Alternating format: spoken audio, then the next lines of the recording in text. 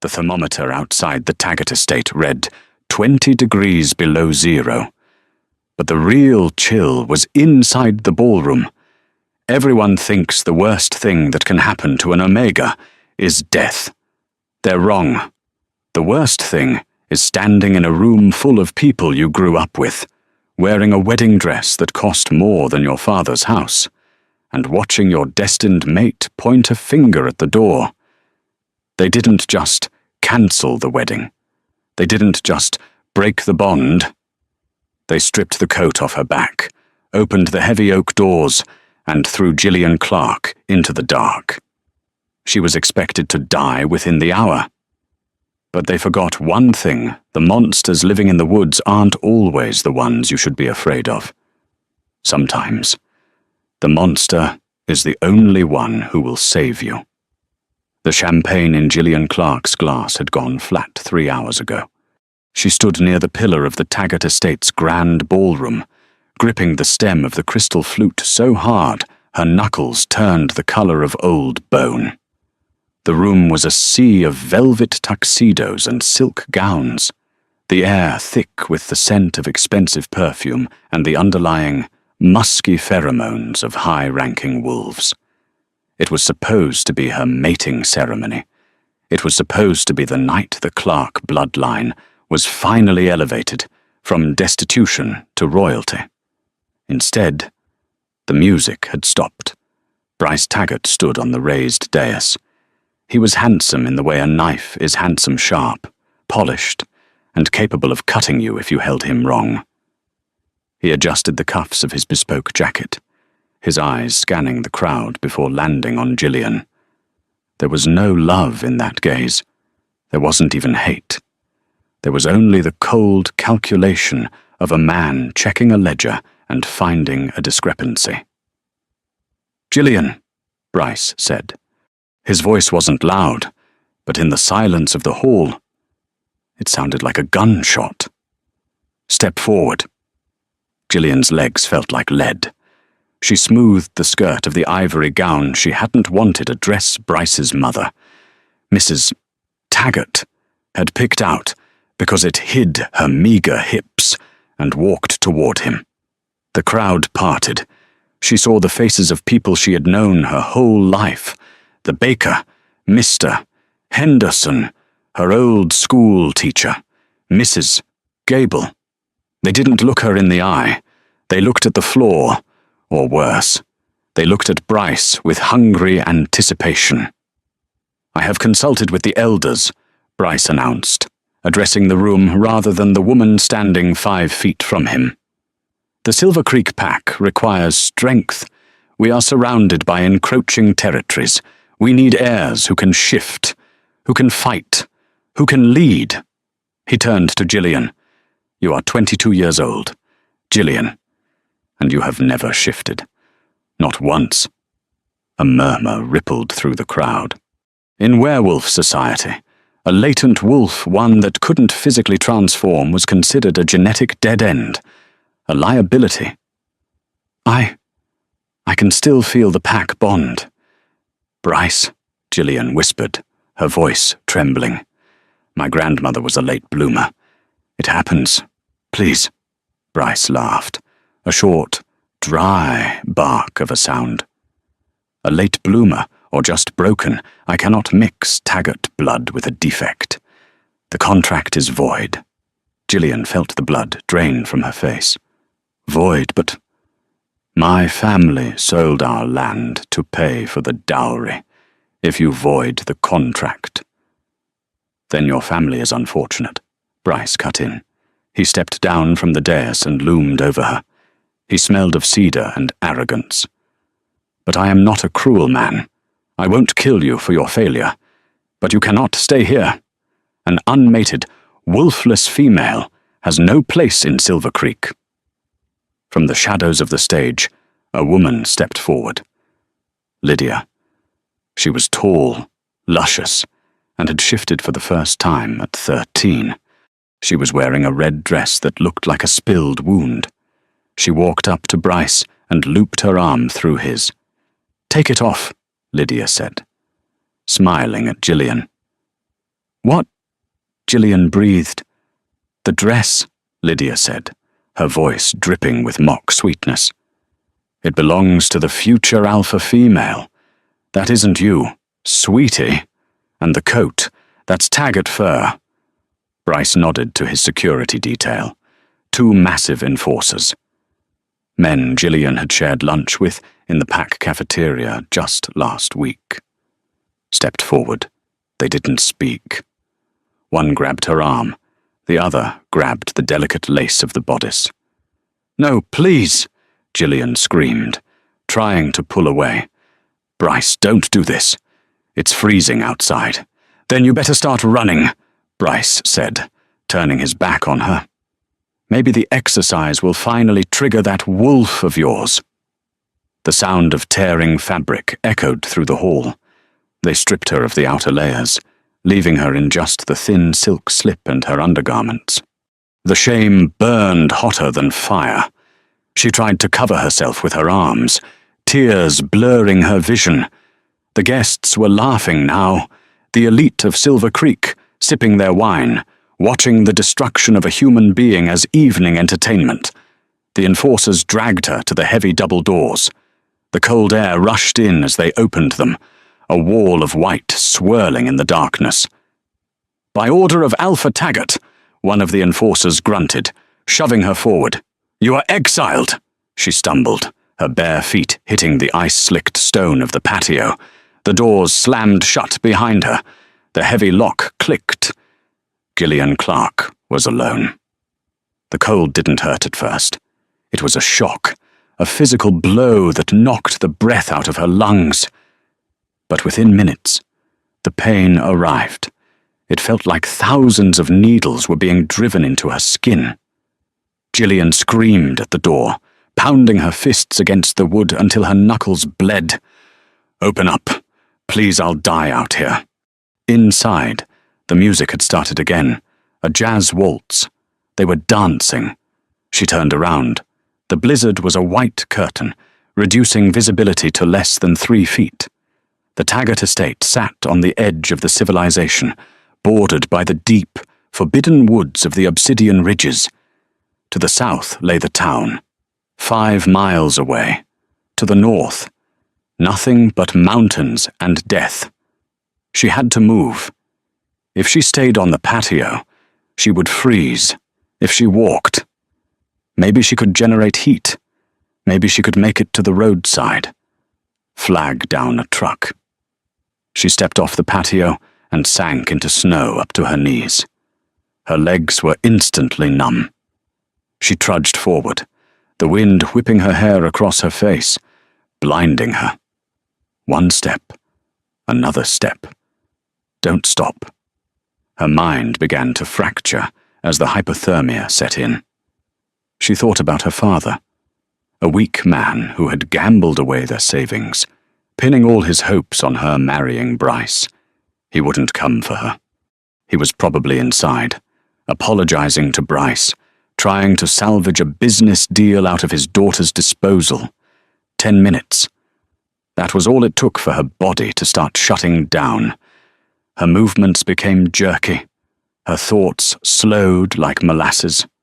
The trees of the Obsidian Ridges loomed ahead, dark sentinels against the grey sky. She stumbled over a hidden root and fell face first into the snow.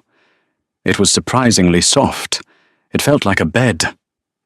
"I'll just rest," she thought, her eyes closing. Just for a minute. The cold stopped hurting. It started to feel warm, a gentle embrace lulling her to sleep. This was the end. Gillian Clark, the girl who couldn't shift, dying as a frozen statue in the woods. Crunch. The sound was heavy, deliberate. Crunch, crunch. Footsteps, but not human. They were too rhythmic, too heavy. Gillian forced her eyes open. Through her frozen lashes, she saw a shape emerging from the tree line. It was massive. A wolf, but larger than any she had ever seen in the Silver Creek pack. Its fur was midnight black, absorbing the little light that remained. Its eyes were burning gold. It stood over her, steam rising from its nostrils. Gillian couldn't move. She couldn't even shiver any more. So this is it, she thought. The rogues have come to eat the leftovers. The wolf lowered its massive head, sniffing her neck. The heat coming off its body was intense. It growled, a low rumble that vibrated through the ground and into her chest. Then, the impossible happened. The sound of bones cracking and reshaping echoed through the storm. The massive beast stood on its hind legs, shrinking, shifting, until a man stood there. He was naked, as all wolves were after a shift. But he didn't seem to notice the cold. He was towering, easily 6'5", with a body carved from granite and scarred by violence. A thick beard covered his jaw, and his hair was long, matted with snow. He looked down at her with eyes that held no pity, only a fierce, terrifying intensity. He didn't ask if she was okay. He didn't ask her name. "You're on my land," the man said. His voice was like grinding stones. "Help!" Gillian squeaked, the word barely a vapor. The man looked back toward the lights of the Taggart estate, glowing faintly in the distance. He spat into the snow. He looked back at her, his gaze lingering on the torn silk of her slip, the blue tinge of her lips. "They threw you away," he stated. It wasn't a question. He crouched down, his face inches from hers. He smelled of pine, blood, and wood smoke. "If I leave you, you die. If I take you, there is no going back. You belong to the mountain." Gillian couldn't speak. She just reached out a trembling hand, her fingers brushing his knee. The man grunted. He reached down and scooped her up as easily as if she were a doll. The heat radiating from his skin was painful against her frozen flesh, but she buried her face in his chest, seeking it out. "Hold on," he growled, "and don't die on me. I hate digging graves in frozen ground." He turned and walked into the darkness of the obsidian ridges, carrying the rejected bride into the heart of the storm. Consciousness returned to Gillian in slow, agonizing waves. The first thing she registered was the smell. Coffee. Strong, black coffee, and burning wood. She gasped, sitting bolt upright. Pain shot through her limbs, the pins and needles of circulation returning to extremities that had been dangerously close to frostbite. She was in a bed. A massive bed with rough-hewn wooden posts, piled high with heavy furs and wool blankets. "Easy," a voice said from the corner. Gillian scrambled back against the headboard, pulling the furs up to her chin. The room was a cabin, but not a rustic, charming vacation spot. This was a fortress. The walls were thick logs. The windows were small and shuttered.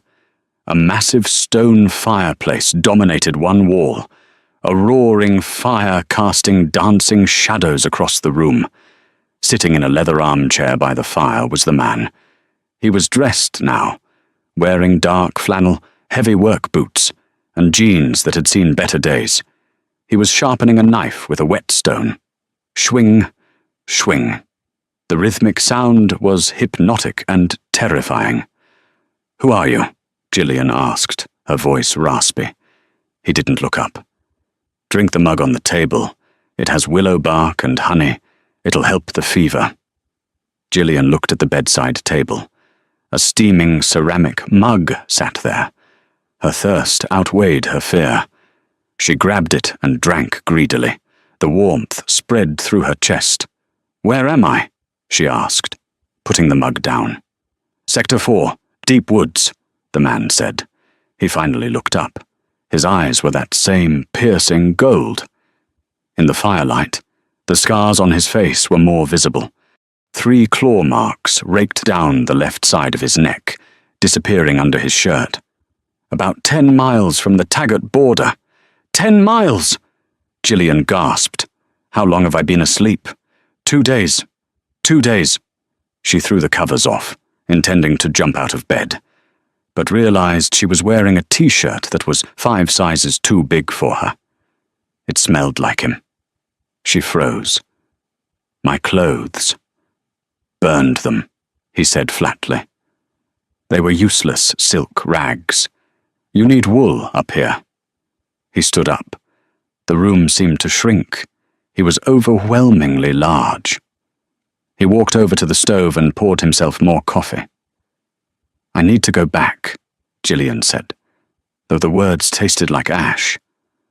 "My parents, they don't know." "Your parents signed the exile papers yesterday morning," the man said.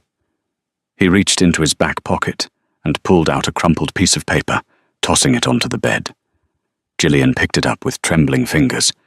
It was an official decree from the Silver Creek Council.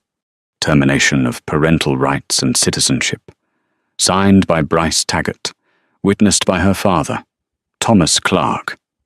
"They erased you," the man said. He took a sip of his coffee, watching her over the rim. "As far as Silver Creek is concerned, Gillian Clark froze to death on Tuesday night. A tragic accident." Gillian stared at her father's signature. The betrayal cut deeper than the cold ever had.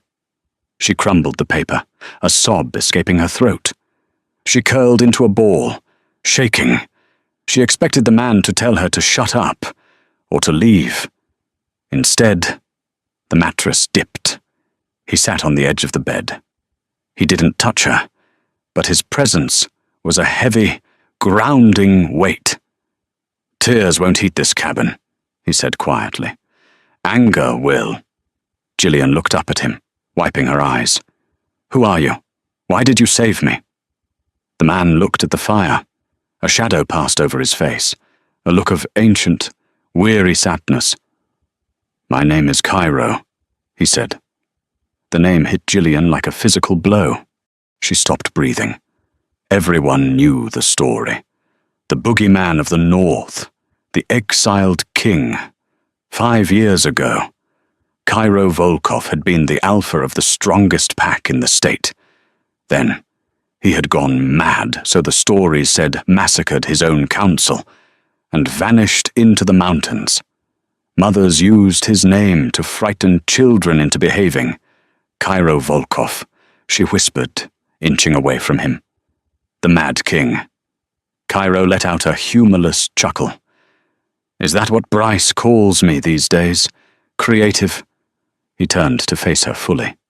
"I'm not going to hurt you. Gillian, if I wanted you dead, I would have left you in the snow for the crows." "Then what do you want?" "I want to know why," Cairo said, his eyes narrowing. "Why did the Taggart heir throw away a catalyst?" Gillian frowned. "A what?" "A catalyst," Cairo repeated. He reached out, his calloused hand hovering near her face. "You don't know. Do you? You think you're wolfless."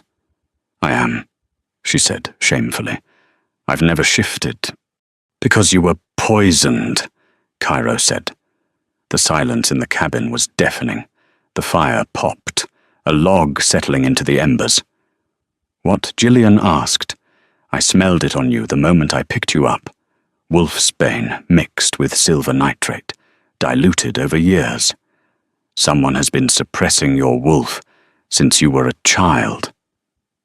"Gillian," Cairo's jaw tightened, "and I intend to find out who. Because the only reason to suppress a wolf like yours is if they are terrified of what you will become." Gillian stared at her hands. "Poisoned by who? Her parents?" "Bryce." "Why do you care?" she asked. Cairo stood up, walking back to the window to peer out at the snow-covered forest. "Because the Taggarts took everything from me, too, and I think it's time we took something back." He turned to her, and for the first time, the terrifying intensity in his eyes looked like hope, or perhaps vengeance. "Get dressed. Gillian, we have work to do." The process of removing 15 years of poison from the bloodstream was not a medical procedure. It was an exorcism. Cairo had spent the morning foraging for roots that grew deep beneath the frost line, devil's claw and winterbane. He crushed them into a paste in a mortar made of volcanic rock, his movements efficient and silent. Gillian watched him from the bed, her body aching with a phantom fever. She felt hollowed out by the revelation. Her parents hadn't just neglected her, they had actively clipped her wings to keep her grounded. "This is going to hurt," Cairo warned, approaching the bed with a bowl of dark, viscous sludge. "It will force your body to reject the toxins. You will vomit. You will burn. You will wish I had let you freeze." "Do it," Gillian said, her voice steady despite the fear fluttering in her chest. She had nothing left to lose. He handed her the bowl. It smelled like sulfur and old earth. She drank it in one gulp, gagging as the sludge slid down her throat. For the first 10 minutes, nothing happened. Then, the fire started. It began in her stomach, a roiling heat that quickly spread to her veins. Gillian gasped, clutching her stomach. It felt like someone had poured molten lead into her blood. She screamed, her back arching off the mattress. "Breathe!" Cairo's voice was right beside her ear. He had stripped off his flannel shirt, his skin radiating that intense alpha heat. He climbed onto the bed behind her, pulling her back against his chest, locking his arms around her thrashing form. "Fight it, Gillian. Don't let it consume you." The next 6 hours were a blur of agony. Gillian purged until there was nothing left, shaking violently. Her skin turned grey, then flushed red. Through it all, Cairo didn't let go. He held her through the convulsions, whispering ancient words in a dialect she didn't recognize, Old Wolf, the language of the first packs. At the height of the fever, she hallucinated. She saw Bryce Taggart laughing. She saw her father counting money. And then she saw a white wolf, massive and blindingly bright, tearing through the darkness. "Cairo," she whimpered, her head lolling back against his shoulder. "It hurts. Make it stop." "I can't," he murmured, his hand stroking her sweat-dampened hair. "Pain is the price of power. Endure it." He sponged her forehead with cool water. He held a cup to her lips when her throat was parched.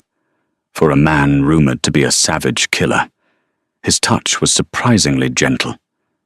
It was the touch of a man who knew the value of life because he had seen so much death. By dawn, the fever broke. Gillian lay limp against the pillows, feeling scrubbed raw but strangely light. The heavy fog that had clouded her mind for years was gone. Her senses were dialed up to 11. She could hear the wind shifting the snow on the roof. She could smell the pine sap in the logs of the wall, and she could smell him. Cairo was asleep in the chair by the fire, his head resting on his hand. To her new nose, he didn't just smell like wood smoke anymore. He smelled like home, like rain on dry earth, like safety. She sat up. Her muscles were sore, but they felt different, denser, charged with electricity. Cairo's eyes snapped open. He didn't groggily wake up. He went from asleep to alert in a nanosecond. He looked at her, his golden eyes scanning her face. "Your eyes," he said, his voice rough with sleep. Gillian scrambled to the small mirror hanging over the wash basin.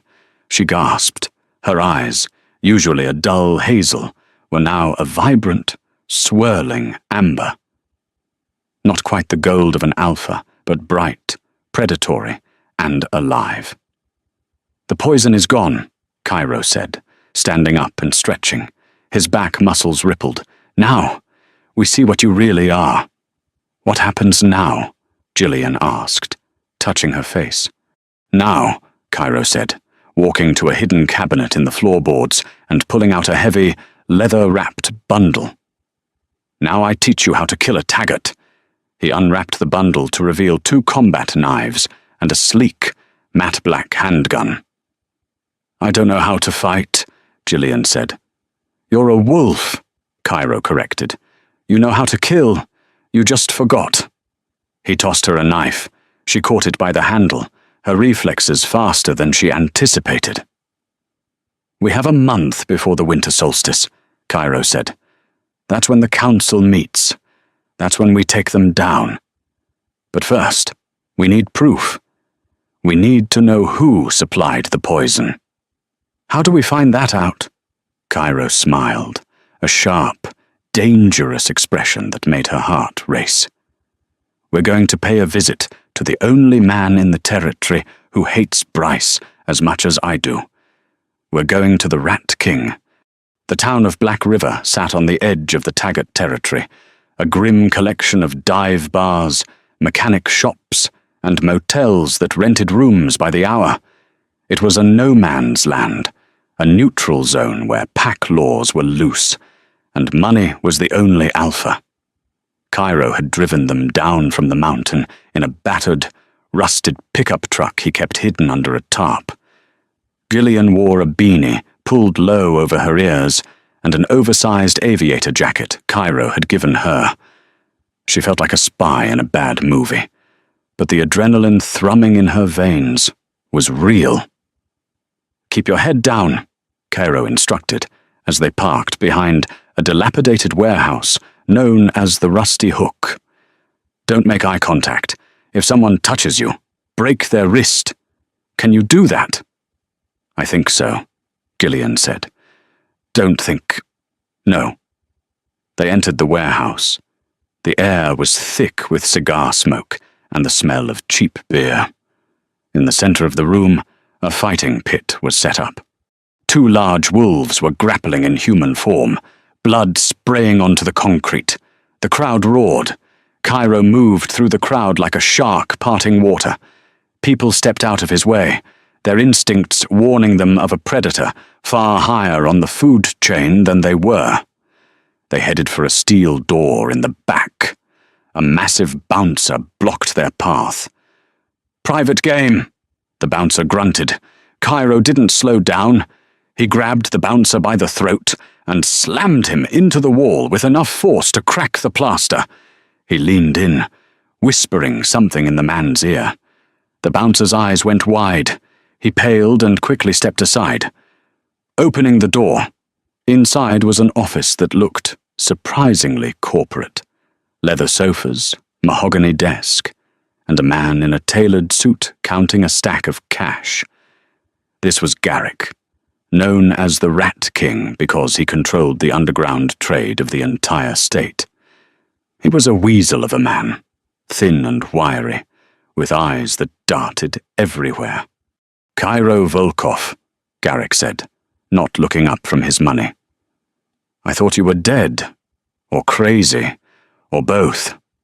Disappointed, Cairo asked, sitting on the sofa without being invited. He pulled Gillian down beside him. Bad for business if you're alive, Garrick said. He finally looked up, his gaze sliding to Gillian. And who is the little bird she smells? Potent, like unexploded ordnance. She's none of your concern, Cairo growled. I need a name, Garrick. I have many names. Cairo reached into his jacket and pulled out a small vial. It contained the residue of the poison he had purged from Gillian's system. He tossed it onto the desk. Wolfsbane and silver nitrate cocktail. Slow release. Who cooks this? Garrick picked up the vial, holding it to the light. His playful demeanor vanished. This is nasty stuff. Volkov, high grade. This isn't some basement chemistry. This is Russo Pharmaceuticals. Gillian froze. Russo Pharmaceuticals. It was a legitimate human company. A massive conglomerate. Why would a human company be making wolf suppressants? Gillian asked. Garrick laughed. Oh, sweetie, You think humans don't know about us. The rich ones do, and they pay very well to keep us manageable. But they don't sell this on the open market. This is custom order. Who ordered it? Cairo demanded. Garrick hesitated. Information like that costs. I'm not paying you with money, Cairo said. I'm paying you with your life, if you don't tell me. I burn this warehouse down with you in it. Garrick sighed. He tapped a few keys on his laptop, then turned the screen around. It was an invoice, dated 15 years ago, recurring monthly until last week. Client Thomas Clark, co-signatory the Taggart estate, authorized by Elder Vance. Gillian felt bile rise in her throat. Elder Vance Bryce's grandfather. The old man has been playing the long game, Cairo muttered. He knew. He knew what you were before you were even born. But why? Gillian cried. Why suppress me? Because, Garrick said, leaning forward, his voice dropping to a whisper. The Taggart bloodline is weak. Inbreeding. Power dilution. They haven't produced a true alpha in 3 generations. They are terrified that a catalyst, a wolf capable of jump-starting a bloodline, would choose someone else. Someone worthy. Garrick looked at Cairo. If she mates with a powerful alpha, Garrick continued, she amplifies him. She makes him a king. If she had mated with Bryce, he would have been unstoppable. But Bryce is an idiot. He didn't know what she was. Only the grandfather did. Bryce threw away the crown, Cairo realized. A dark smile spread across his face. Suddenly, the alarm on Garrick's desk blared. Red lights flashed.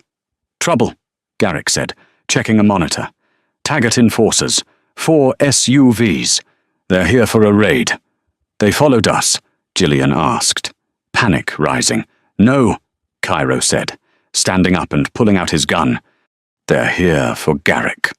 Loose ends. Out the back, Garrick shouted, grabbing a shotgun from under his desk. Go! The door exploded inward. Wood splinters flew everywhere. Cairo shoved Gillian behind the heavy oak desk just as bullets began to fly. The noise was deafening. Cairo returned fire, his aim deadly accurate. 2 enforcers dropped in the doorway. We need to move. Cairo roared over the gunfire. I can't, Gillian screamed. There are too many. Trust your instincts. Gillian. Cairo grabbed her hand. Run. They sprinted toward the back exit. An enforcer crashed through a window, blocking their path. He was huge, shifted into a half-wolf form, claws dripping. He lunged at Gillian. Time seemed to slow down. Gillian didn't think. She didn't cower. A growl ripped from her throat, a sound that didn't sound entirely human. She dropped to her knees, sliding under the enforcer's lunge, and drove the knife Cairo had given her upward. The blade sank into the enforcer's femoral artery. He hauled and collapsed. Gillian stood up, covered in blood that wasn't hers. She looked at Cairo. He was staring at her with a mix of shock and ferocious pride. Not bad for a defective goods, he grinned. They burst out the back door into the freezing night, the sound of sirens wailing in the distance. They had the proof. And for the first time, Gillian knew she wasn't the prey anymore. She was the hunter.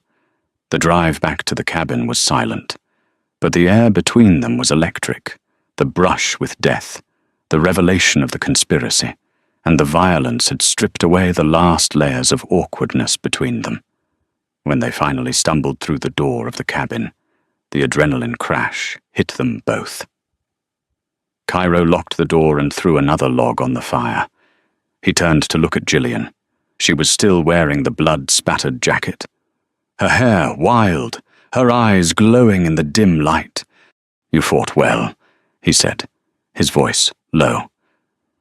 I killed him, Gillian whispered, looking at her hands. She was shaking, the reality setting in. I killed a man.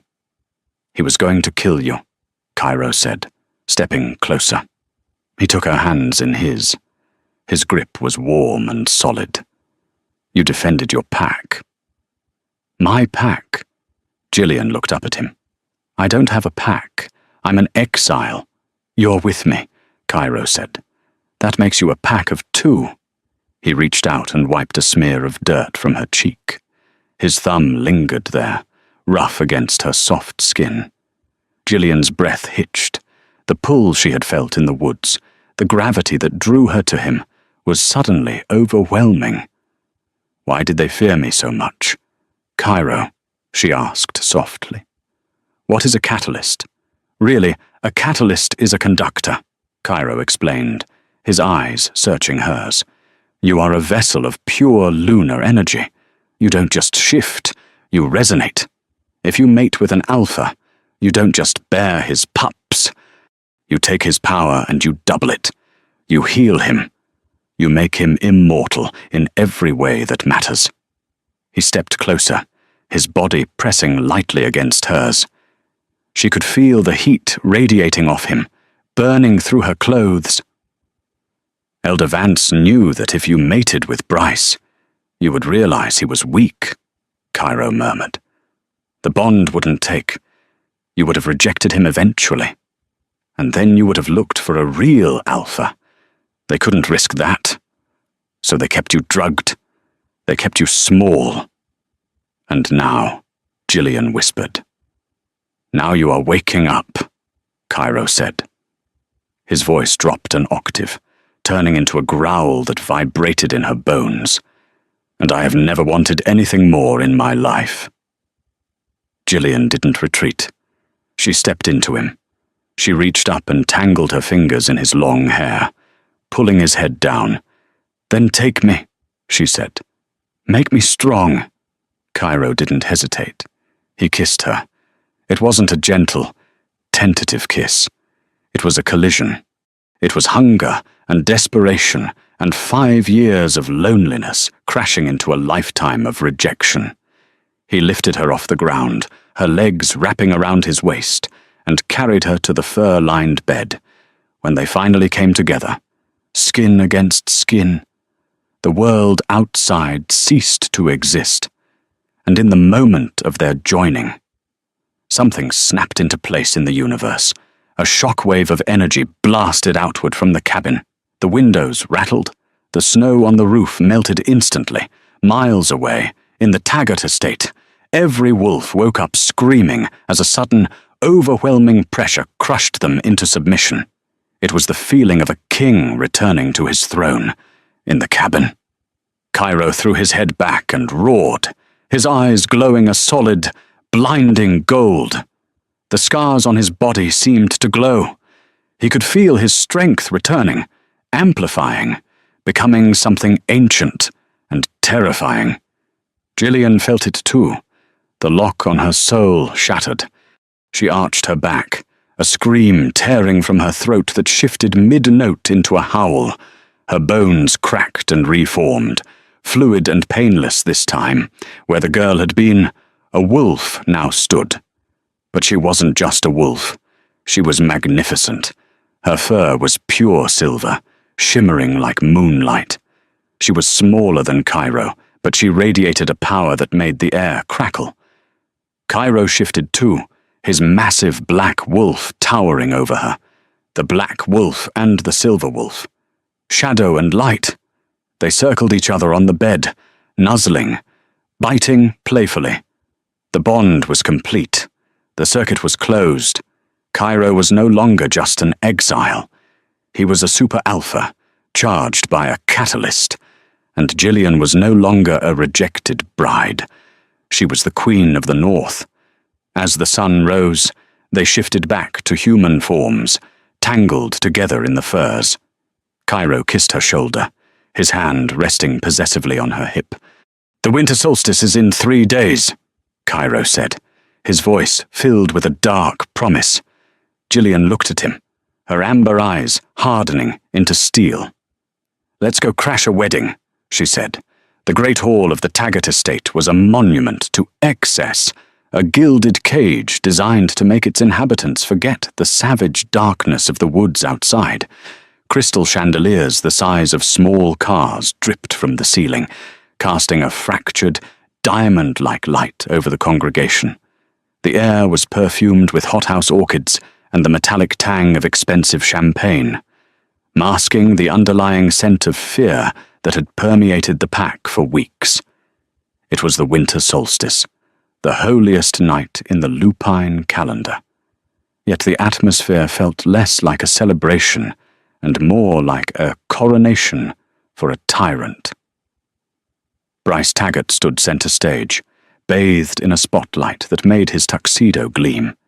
He looked every inch the alpha he pretended to be, handsome, polished, and utterly hollow. Beside him stood Lydia, preening in a crimson gown that hugged her curves like a second skin.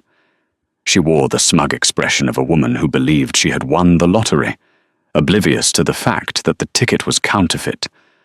"Tonight," Bryce bellowed, his voice booming through the high-end sound system, "we do not just mark the turning of the season, we celebrate a new era. The weakness has been purged from our ranks.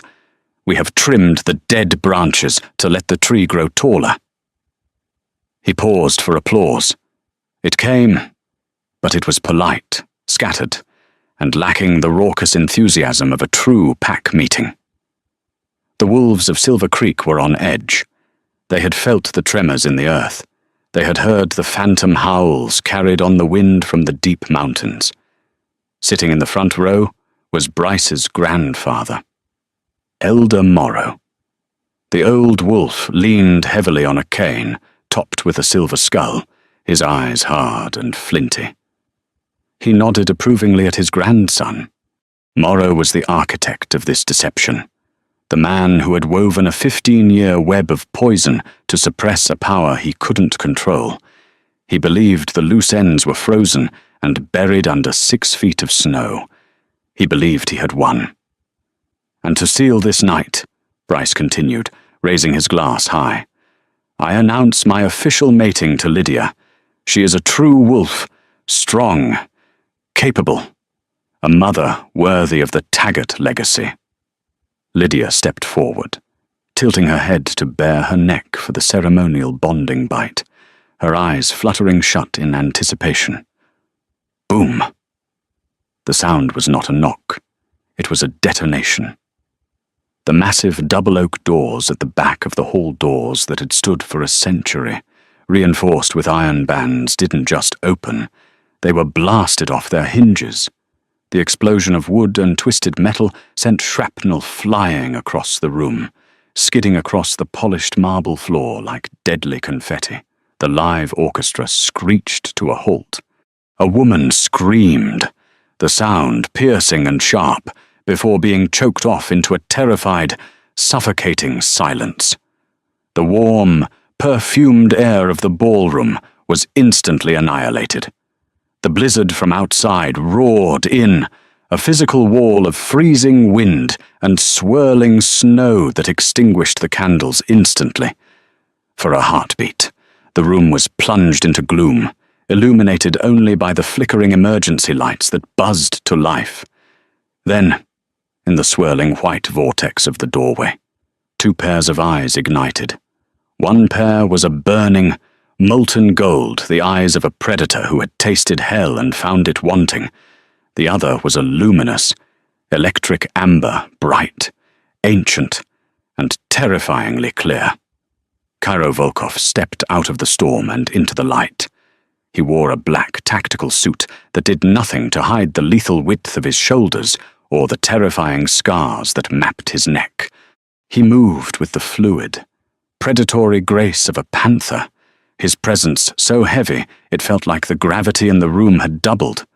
But it was the figure beside him that stole the breath from every lung in the hall. Gillian Clark walked into the room where she had been sentenced to death. She was unrecognizable. The hunched, timid girl who had been dragged out in her underwear was gone, burned away by the fire of the deep woods. In her place stood a queen carved from ice and vengeance. She wore a gown of midnight blue velvet that seemed to absorb the light. cut high to reveal a leg defined by hard-earned muscle. A fur cloak, real timber wolf fur. The pelt of a challenger Cairo had slain, draped over her shoulders, declaring her status to anyone who knew the old laws. She didn't look at her parents, who were cowering near the buffet table. She didn't look at the guests. Her gaze was locked on the dais. "I believe," Cairo's voice rumbled, projecting to every corner of the silent hall without the need for a microphone, "that you are sitting in my chair." Bryce turned the color of ash. The champagne glass slipped from his fingers, shattering on the floor with a sound that seemed deafening in the quiet. "Cairo, you're dead. The mountains. No one survives the mountains." "Disappointed?" Cairo asked. He began to walk down the center aisle.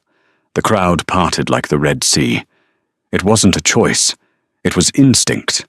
The alpha aura rolling off Cairo was a physical force, a heat that pressed against their skin, demanding submission. Wolves, men and women who prided themselves on their rank, bowed their heads instinctively as he passed, their inner wolves whining in submission to a superior predator. Panic flared in Bryce's eyes. He looked at the 12 enforcers lining the walls, men he paid, men he thought were loyal. "Guards, kill them. They are rogues. Fire!" The enforcers hesitated, confusion warring with duty. They raised their automatic weapons, aiming at the center aisle. Gillian didn't flinch. She didn't break her stride. She simply lifted her chin, her amber eyes flashing with a sudden, blinding intensity. She drew breath, and when she released it, the sound that tore from her throat wasn't human. It was a resonance that vibrated in the marrow of every person in the room. "Heal!" The command hit the room like a physical shockwave. It wasn't a request. It was the voice of the catalyst, a biological imperative that overrode free will. The enforcers didn't just stop, they collapsed. Their knees hit the marble with bone-jarring force. Weapons clattered to the floor as they bowed their heads, their bodies trembling as their inner wolves forced them into total submission before the source of the power. "What is this sorcery?" Elder Morrow hissed, stumbling to his feet, his cane shaking in his grip. "You abomination! You are defective. The only abomination here is you, Morrow," Gillian said. Her voice was cool, melodious, and sharp as a scalpel. She stopped 10 feet from the stage. She reached into her cloak and pulled out a thick stack of papers, the invoices from Russo Pharmaceuticals, stained with the blood of the men who had tried to hide them. With a flick of her wrist, she threw them into the air. The ventilation system caught them, scattering the damning evidence like snow over the heads of the terrified guests. "Read them," Gillian commanded, her voice rising with the fury she had suppressed for 22 years. 15 years of poison. You didn't just exile me, you drugged me. You drugged your own people to keep them weak, to keep them docile, so a line of weak men could play at being kings. A murmur rippled through the crowd as guests snatched the papers from the air. Mr. Henderson, the baker, read one and looked up, his face twisting in horror. "Mrs. Gable." The teacher gasped, clutching the invoice to her chest. The betrayal was absolute. "She's lying," Lydia shrieked, her voice shrill and desperate. She shoved Bryce, trying to spur him into action. "Do something, she's a wolfless freak, kill her." Gillian turned her gaze to Lydia. She smiled. It was a smile that promised no mercy. "Am I?" Gillian stepped back, giving herself room. She closed her eyes and reached for the bond that now tethered her to the moon, to the earth, and to Cairo. Snap, crack. The sound of shifting bones echoed like gunshots. Usually, a shift was painful to watch, a grotesque rearrangement of anatomy, But this was different. This was fluid. It was art. 1 second she was a woman in velvet. The next, a massive silver wolf stood in the center of the hall. She was magnificent. Her fur didn't just reflect light, it seemed to generate it, shimmering with an ethereal, lunar glow. She was sleeker than a male, but the muscle coiled beneath that silver pelt was undeniable. She threw her head back and howled a sound of pure, unadulterated power that shattered the crystal champagne flutes on the tables and cracked the window panes. The pack felt it. The resonance. It was a rush of endorphins, a surge of strength that flooded the veins of every wolf in the room. They felt their own senses sharpen, their own fatigue vanish. They realized, with dawning awe, what she was. A catalyst, someone whispered reverently from the back. The legend is real. Bryce saw his support crumbling. He saw the way his pack looked at the silver wolf, not with disgust, but with worship. His narcissism fractured into blind rage. No. Bryce screamed. His eyes went black. He tore at his clothes, his body contorting as he shifted into his brown wolf form. He was large, well-fed, and aggressive. He lunged off the stage, jaws snapping, aiming for Cairo's throat. He intended to kill the rival before the pack could turn. It was a fatal miscalculation. Cairo didn't even bother to shift. As the massive brown wolf leaped through the air, jaws gaping, Cairo simply stepped to the left. He moved faster than the human eye could track. With one hand, he reached up and grabbed the brown wolf by the scruff of the neck in mid-air. Using the wolf's own momentum against him, Cairo slammed Bryce into the marble floor. Crack! The sound of the impact sickened the crowd. The marble tiles spiderwebbed outward. Bryce yelped, a high-pitched sound of pain that shamed him instantly. Cairo pinned the thrashing alpha down with one hand, his fingers digging mercilessly into the thick fur. He leaned down, his face inches from the wolf's snout, his golden eyes blazing with the fires of the deep hell he had crawled out of. "You had a queen," Cairo growled, his voice low and vibrating with a terrifying calm. "And you treated her like a beggar. You had a kingdom, and you turned it into a cage." Bryce whimpered. He stopped struggling. He rolled his eyes back, baring his neck in the ultimate sign of submission. He was broken, not physically, but spiritually. Cairo looked up. The silver wolf trotted over, her paws silent on the stone. She shimmered and reformed, the velvet dress cascading back over her human form, as if woven from the mist itself. Gillian stood over her former fiancé, looking down at the creature who had thrown her into the snow. She felt nothing. The hate was gone.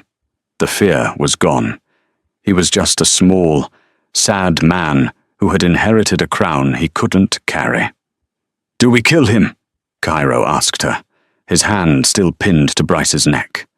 He deferred to her, making it clear to the room who held the true power. Gillian looked around the room. She saw her parents, pale and shaking. She saw the elders, terrified. She saw the pack, waiting for her judgment. "Death is too easy," Gillian said softly. "He wanted to exile me to the cold. He wanted to erase me." She pointed a manicured finger toward the shattered doors, where the blizzard was still raging, howling against the stone.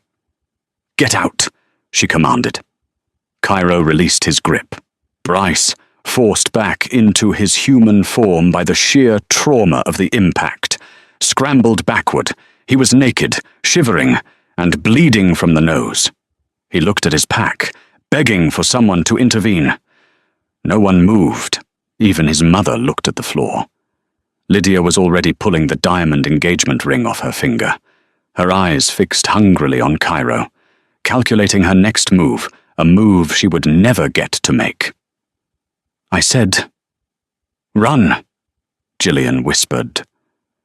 Bryce scrambled to his feet and ran. He sprinted past the silent guests, past the overturned tables, and out into the white void. He ran into the darkness, exactly as Gillian had done weeks ago. But unlike her, there was no monster in the woods waiting to save him. There was only the cold. Cairo stood up, wiping his hands on a napkin he plucked from a nearby table. He turned to the crowd. He didn't speak. He didn't have to. One by one, the wolves of Silver Creek dropped to one knee. First the enforcers, then the common families, then the wealthy elite, Gillian's parents, tears streaming down their faces, whether from regret or fear. It didn't matter, fell to their knees. And finally, Elder Morrow, trembling with the realization that his era was over, bowed his head to the floor. Cairo walked to Gillian. He took her hand, raising it to his lips. Then he led her up the stairs to the dais, to the two high-backed velvet chairs that sat empty. He didn't sit. He waited. Gillian sat first. She arranged her dress, rested her hands on the armrests, and looked out at her pack. Her eyes flashed amber, a warning and a promise. Only then did Cairo sit beside her, the king and his queen. "The Taggart reign is over," Cairo announced, his voice finalizing the coup. "The Volkov pack is reborn." Outside, as if commanded by the catalyst herself, the storm finally broke. The heavy clouds parted, revealing a full, bright moon shining down on the pristine snow, illuminating the new rulers of the North. Gillian Clark wasn't just a survivor. She was the storm that had come to clear the air. And as she looked at Cairo, feeling the warmth of his hand over hers, she knew that the best revenge wasn't death. It was living. It was ruling. It was being loved by the monster when the world had called her a defect. She leaned her head on his shoulder, and for the first time in her life, the cold didn't bother her at all. And that, my friends, is the story of Gillian and Cairo. It's a brutal reminder that sometimes your value isn't seen by the people around you because they are looking at you through the lens of their own insecurity. They threw Gillian into the snow, expecting her to fade away. But they forgot the most important rule of nature. Diamonds are forged in pressure, and wolves are forged in ice. She wasn't defective. She was just waiting for the right spark to ignite her fire. It makes you wonder how many of us are letting people who don't understand our worth dictate our happiness. Maybe the wilderness you're afraid of is exactly where you need to go to find your power. Sometimes, the thing that scares you the most is the only thing that can save you. What did you think of the ending? Was exiling Bryce enough, or did he deserve a harsher punishment? And what do you think happened to the parents? Let me know your theories in the comments below. If you enjoyed this story of revenge, romance, and redemption, please smash that like button. It really helps the channel grow. Don't forget to subscribe and hit the notification bell so you never miss a story from the park.